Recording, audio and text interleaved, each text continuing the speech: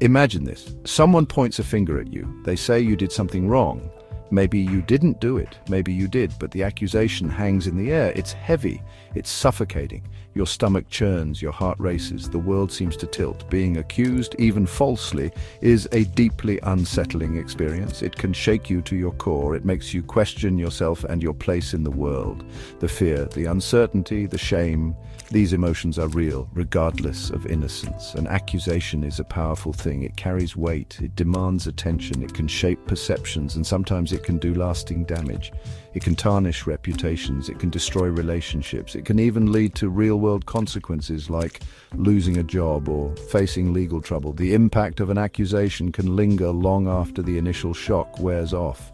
It can leave scars that are difficult to heal. It's a burden that's hard to carry, even when it's based on lies. What exactly is an accusation? It's a claim, it's an allegation, it's one person saying another person did something wrong.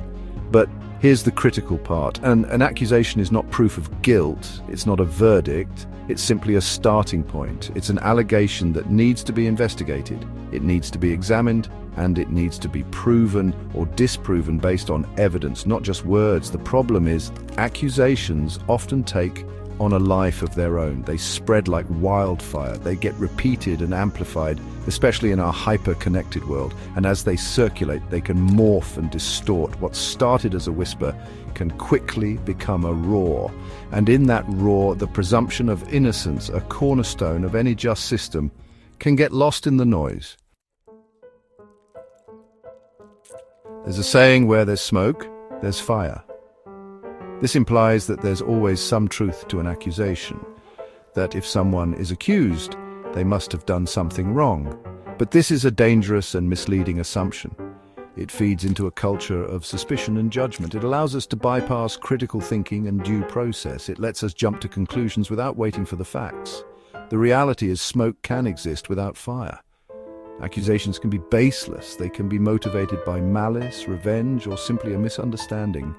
Sometimes people make false accusations intentionally to harm someone else. Other times they may genuinely believe they're telling the truth, even if their perception is flawed. Section 4. Echoes of injustice. When accusations derail lives. History is littered with examples of false accusations causing irreparable harm. From the Salem witch trials, where innocent people were condemned based on spectral evidence and unfounded claims, to the McCarthy era, where lives and careers were ruined by baseless accusations of communist sympathies, the human cost of believing accusations without evidence is undeniable. These historical examples are not just distant echoes. They serve as stark reminders of what can happen when we prioritize accusations over facts, when we allow fear and suspicion to cloud our judgment, when we fail to uphold the principles of due process and the presumption of innocence. Section 5. Navigating the digital age, social media, and the court of public opinion. In today's digital age, the potential damage of false accusations is amplified by the speed and reach of social media. A single tweet, a viral video, a trending hashtag. These can spread an accusation to millions within hours, shaping public opinion and potentially causing irreversible harm to someone's reputation before they even have a chance to defend themselves. The court of public opinion, fueled by social media algorithms and a 24/7 news cycle, often prioritizes speed over accuracy, sensation over nuance.